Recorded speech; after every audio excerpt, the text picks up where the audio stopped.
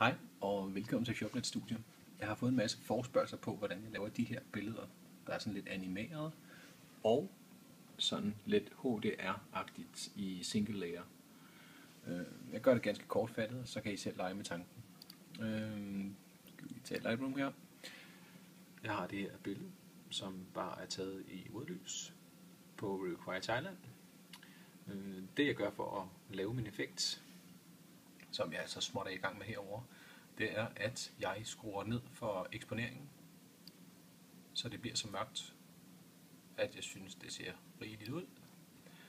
Derefter så tager jeg min adjustment brush og laver den til exposure. Så laver jeg flere filter. Nu skal vi se, hvis vi trykker en frem her. Bum. Så kan vi se, her der har jeg kun taget skriften.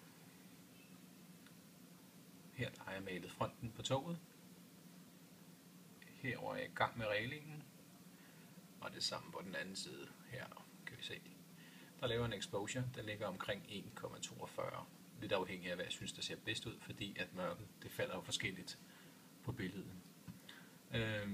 Det er sådan set basic af det hele. Når jeg har gjort det med exposure, så tager jeg min adjustment brush igen. Og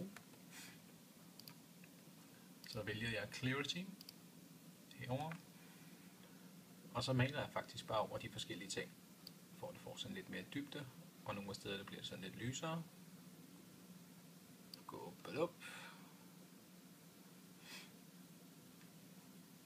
Så bliver det sådan lidt skarpere i det. Det er lidt svært at se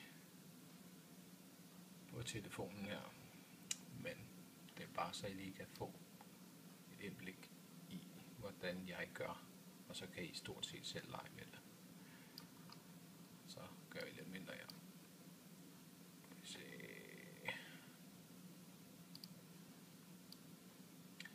Clarityen den lyser lidt op, og så giver den selvfølgelig lidt skarpere kanter. Og den ligger på omkring 60% til 100%, alt afhængig af hvad man synes der ser bedst ud. Jeg bruger den også på himlen og skyerne, for lidt mere dybde.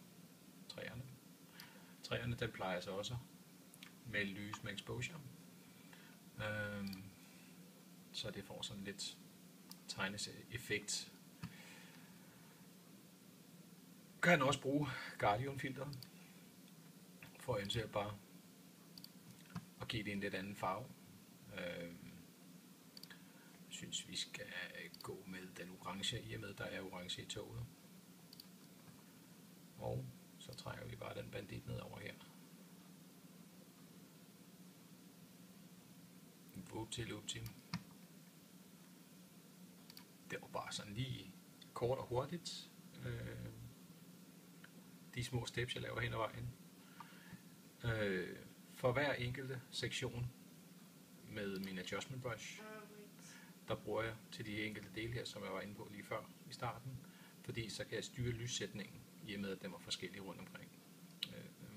På det her billede, der vil jeg så også tage ned ved skinnerne her, med lidt flere forskellige, så man kan få den forskellige ting. Hustagene her i baggrunden vil jeg også lyse med exposure, og så sørge for, at der er en mørk kant på den derinde, så det får den effekt, som jeg har lavet på det andet billede her, hvor den er mørkere i kanten, og så lyser jeg kun farverne, og så ind i de store åbne områder, så det får den her 3D tegnefilmseffekt, eller gamer-effekt, eller hvad man vil kalde det.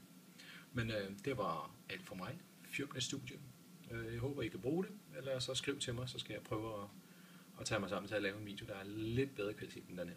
Tak for det. Hej.